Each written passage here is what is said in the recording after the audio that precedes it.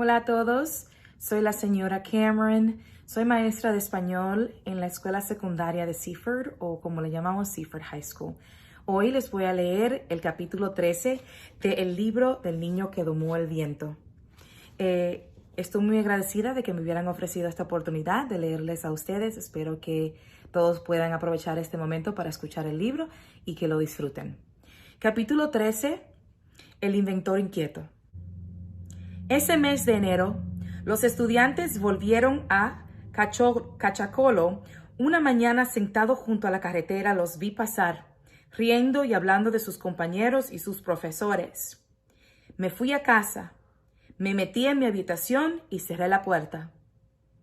Yo seguía jugando a babo con los chicos, y cuando me preguntaban que cuándo volvería a la escuela o alardeaban de sus calificaciones, o bien me callaba o bien le contestaba que preferiría no hablar de ello.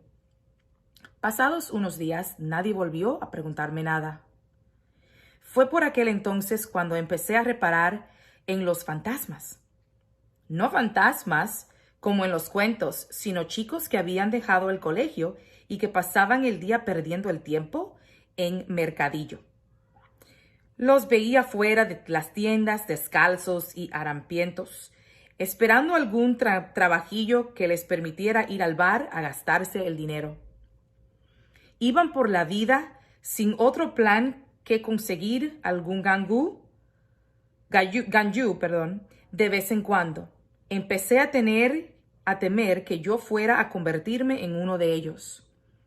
Que llegara un día en que mi molino de viento dejara de entusiasmarme, o que resultara demasiado complicado de mantener, y que mi vida se viera reducida a los campos de maíz y los bares. Era difícil alejarse de los sueños. Me enfrenté a esos pensamientos tratando de mantener una actitud positiva. Todas las semanas regresaba a la biblioteca para seguir aprendiendo e inspirándome. Leía novelas, libros de gramática y practicaba mi inglés. Además de seguir recurriendo a los habituales, explicando la física, usar la energía y ciencias integradas, en busca de otras maneras de ayudar a mi familia. Como el molino había sido un éxito, sentía que tenía que hacer algo todavía más importante y empecé a pensar en mí como una estrella del reggae que tuviese que grabar otro nuevo éxito después de un número 1. Los fans estaban esperando, o eso pensaba yo, con que buscaba mi próxima gran idea en los libros. Muchas de las personas que venían a ver el molino decían que se parecía a una antena y que bien podría fabricar una.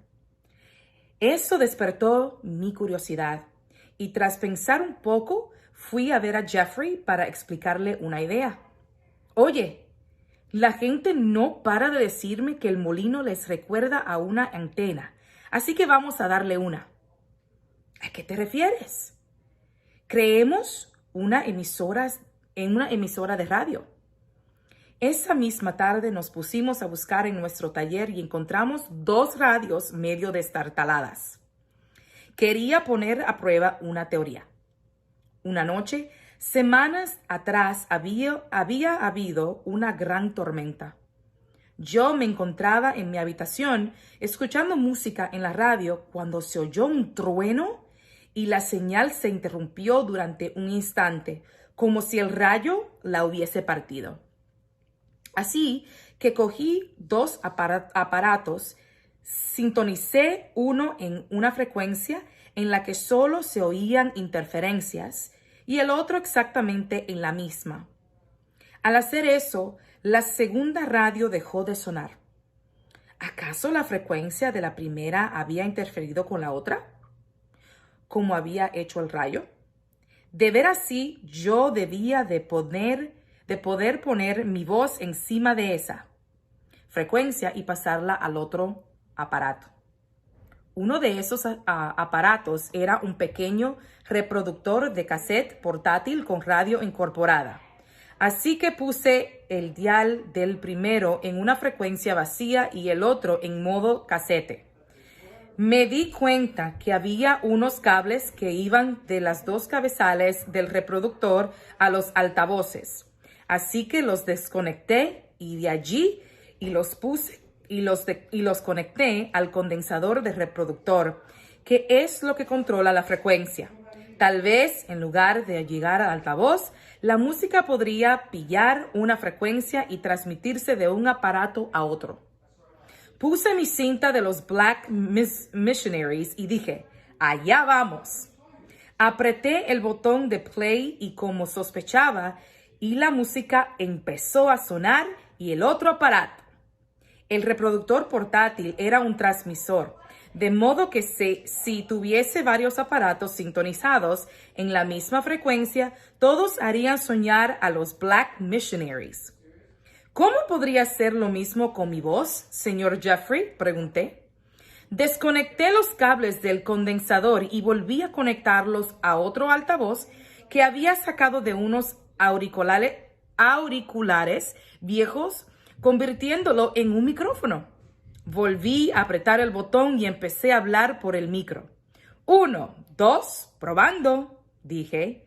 Oí mi voz saliendo del otro aparato. Buenas tardes, Malawi. Les habla su presentador favorito, William Kamkamwa. Tengo a mi lado mi estimado compañero, el señor Jeffrey. El programa que estaban escuchando ha sido interrumpido.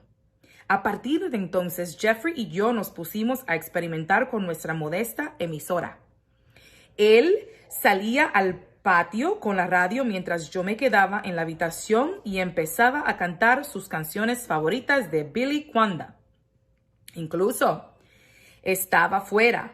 Jeffrey podía oír mi voz perfectamente. No me corté. ¡Van a sangrarme los oídos!, gritó el cabo de un rato, pero sigue cantando. Esto es una pasada. Cuando más se alejaba él de mi dormitorio, más débil era la señal.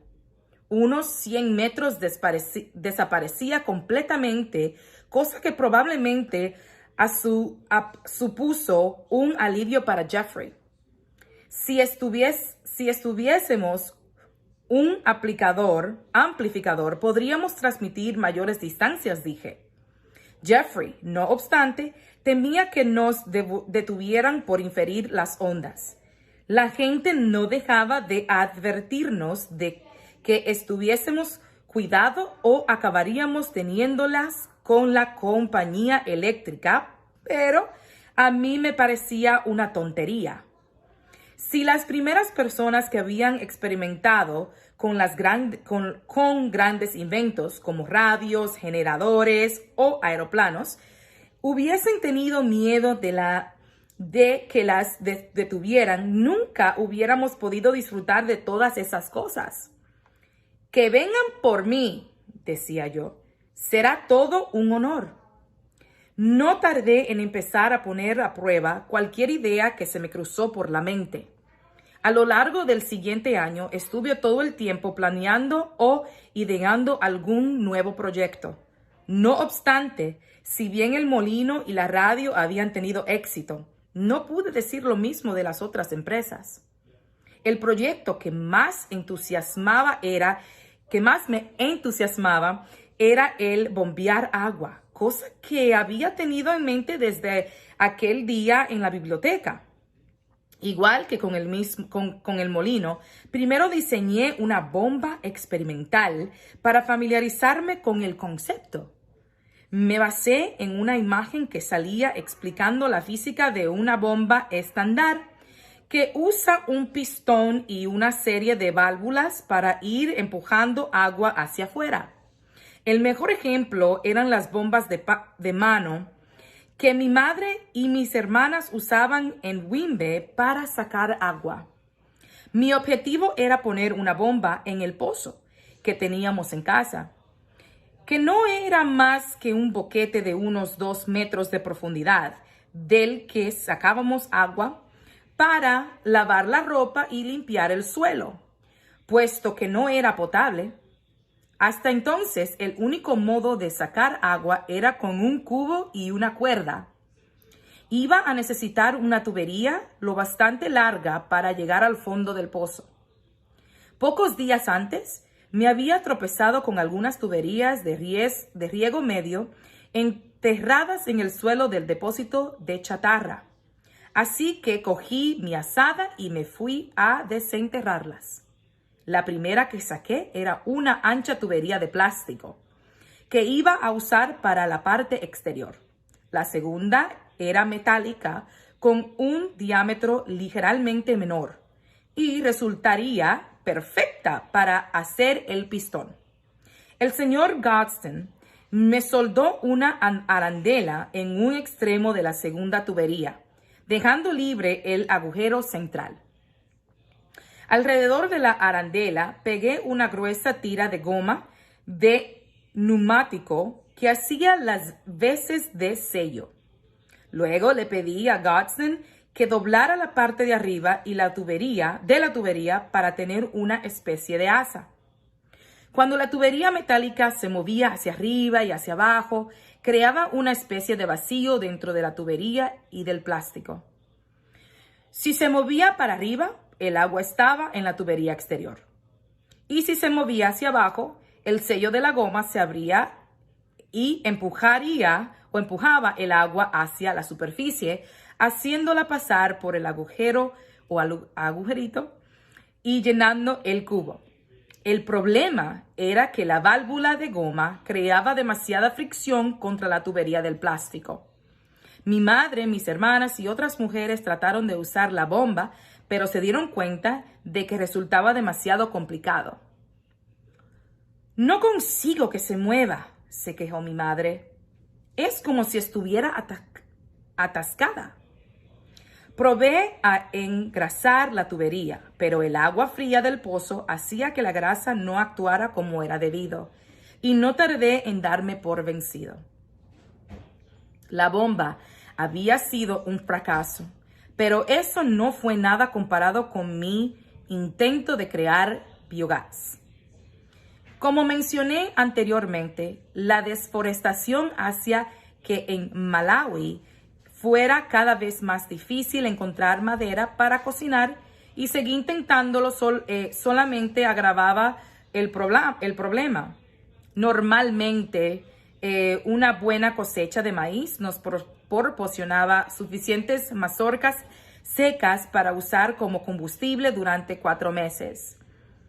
En cuanto se acababan, no quedaba más remedio que buscar madera.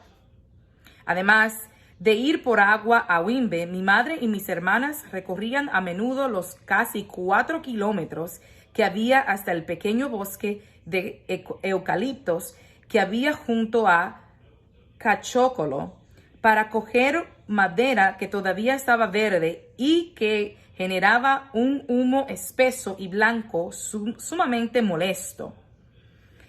Esa tarea requería cuando menos 3 horas. Un día me asomé a la cocina y vi a mi pobre madre revolviendo la olla de Nisma con los ojos entrecerrados y lágrimas corriéndoles por las mejillas por culpa del humo. Todos los años ella y mis hermanas acababan teniendo unos horribles ataques de tos. En Malawi ese era un problema común entre todas las mujeres. Esos viajes al bosque cada vez que duraban más y la deforestación no hacía más que provocar más sequía y más inundaciones. Alguien debía acudir al rescate de nuestras mujeres y nuestros árboles. ¿Por qué no puedo ser yo?, pensé. Desde que había construido el molino, las mujeres me preguntaban si mi viento eléctrico, ayudaba a mi madre a cocinar. Pero la verdad era que no generaba suficiente voltaje para alimentar un hornillo eléctrico y mucho menos un horno eléctrico convencional. Unas semanas antes, sin embargo, mientras hacía pruebas con cables y baterías, se me ocurrió una idea. Cogí una medida larga de hilo y cobré y le di 20 vueltas alrededor de una espiga gruesa, como las que usábamos para los techos y los cercos. Luego conecté ambos extremos a una batería de 12 voltios y comprobé que se calentaba. En cuestión de segundos, el hilo de cobre estaba al rojo y la espiga se quemó. Fue un experimento muy sencillo, pero me hizo pensar, quizás algo parecido podía ayudarme a hervir agua. No podía colocar una olla de metal encima de una bomba de cable porque dejaría pasar la corriente y tampoco podía usar una olla de barro porque pesaba demasiado y aplastaría la bombina. Así que fabriqué una especie de varita mágica usando un bolígrafo vacío. Esa clase de bombinas ya existían y las había visto en el mercadillo, pero estaban alimentadas por la electricidad de la ESCOM.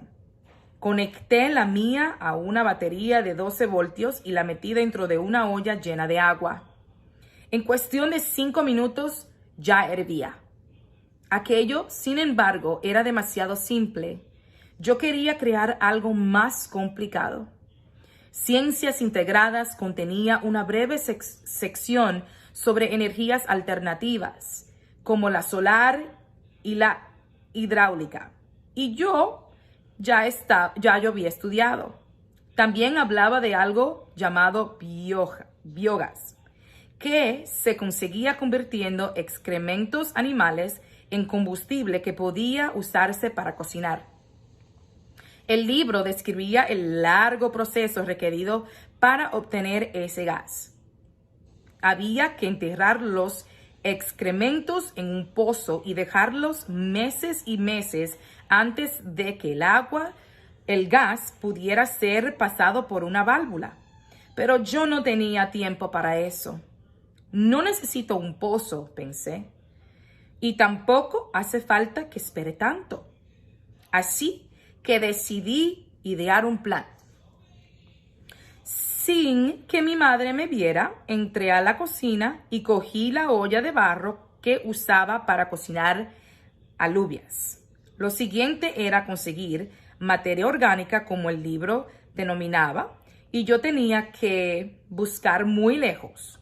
La tía Chrissy tenía 2 cabras metidas en un cerdo detrás de su casa y el suelo estaba cubierto de sus heces, que tenían forma de bolitas obscuras.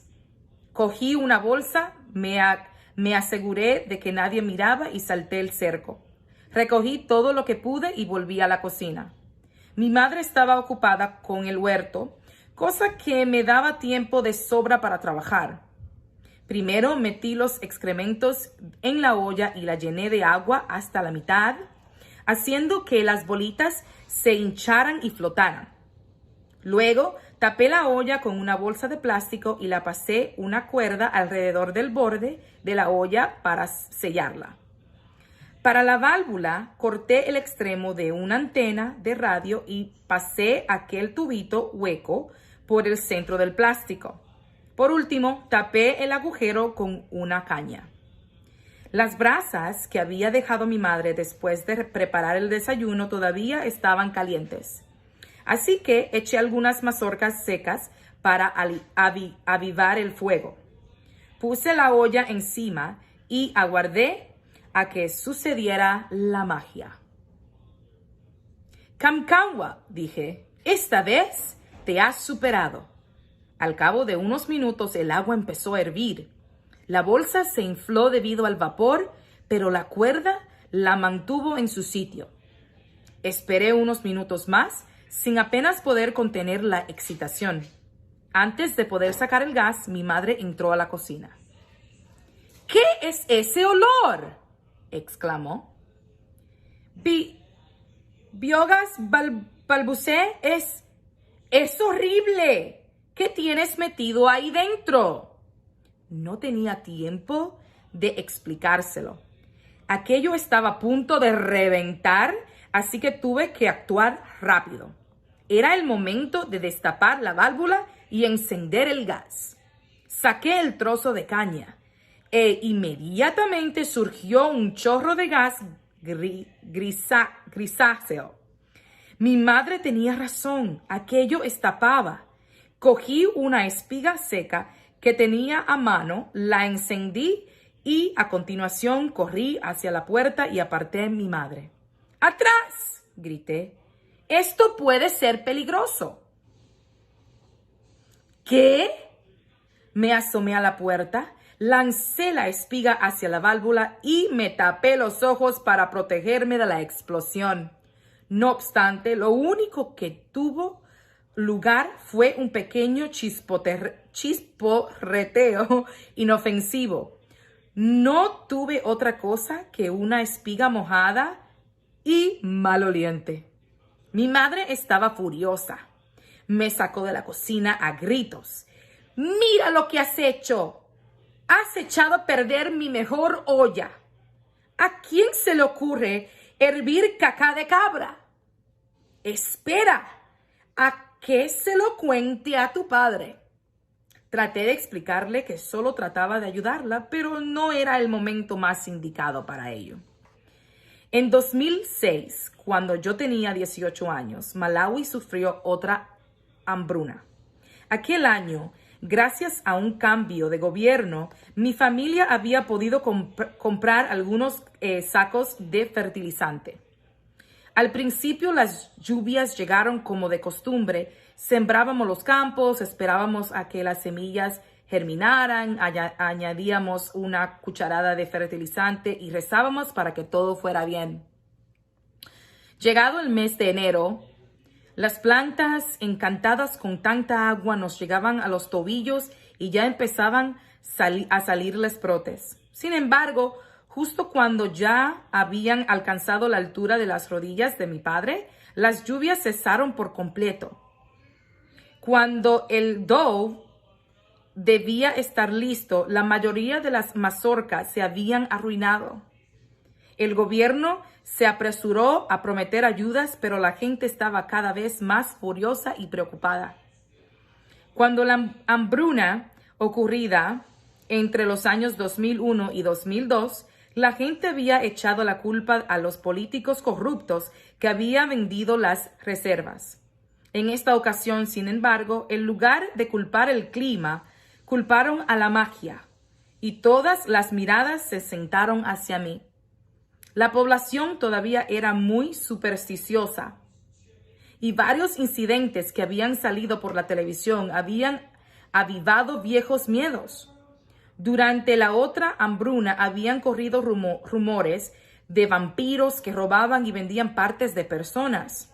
Lo siguiente fue que una extraña bestia había aparecido en Dowa y había empezado a atacar pueblos.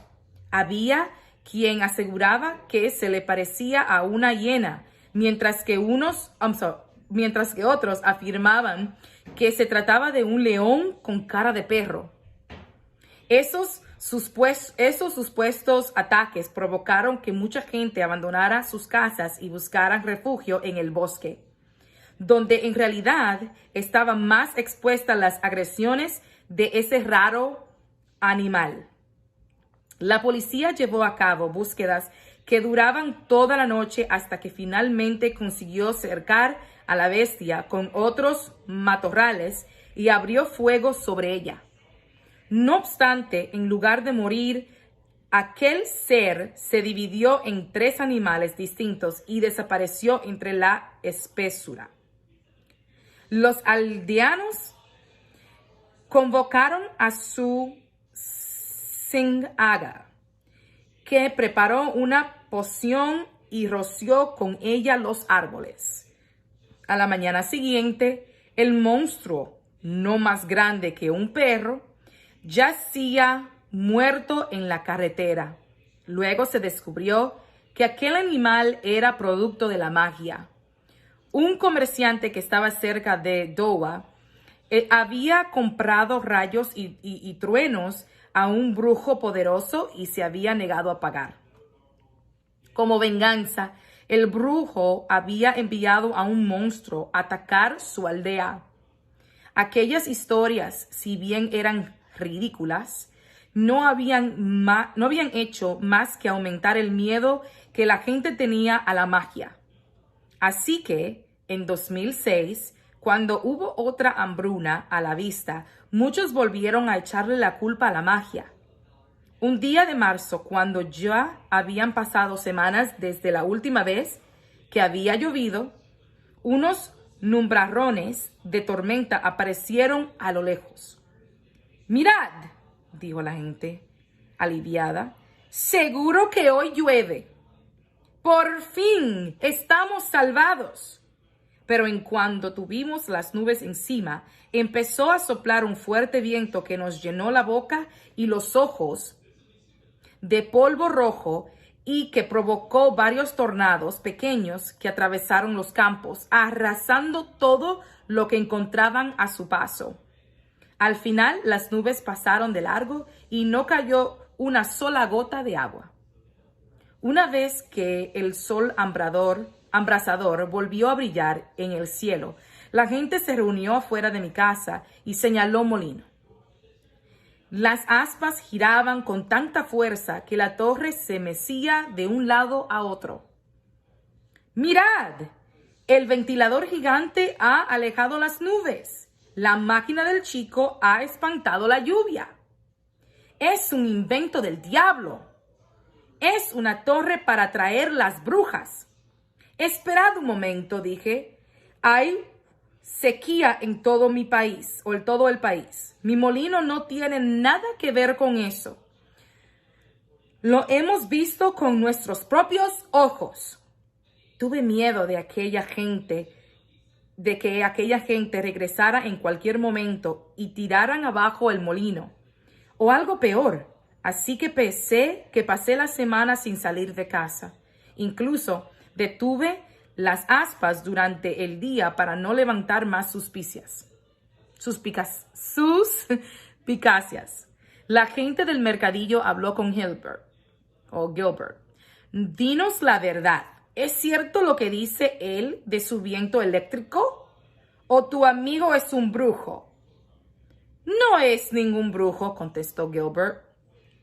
«Esa máquina es un molino de viento, fruto de la ciencia. Yo lo ayudé a construirlo». «¿Estás seguro?» «Pues claro. Vosotros también sus teléfonos móviles. Pero echarme la culpa a mí se le servía para sobreponerse de sus temores ante una posible hambruna. Afortunadamente, el gobierno no tardó en intervenir y distribuyó toneladas de maíz a los mercados. Unos meses más tarde, varias organizaciones humanitarias ofrecieron más ayuda. Nadie pasó hambre ni murió a causa de ello. Se había evitado una catástrofe, pero había quedado patente el atraso en que él estaba sumida la población, algo que sigue resultando frustrante a día de hoy. Bueno, chicos, esta es el último párrafo del libro del niño que domó el viento, el capítulo 13. Espero que le haya gustado y lo hayan disfrutado mucho. Cuídense mucho, que tengan un verano tranquilo y que estén bien en casa, todos saludables. Les deseo mucha suerte y hasta luego, nos vemos.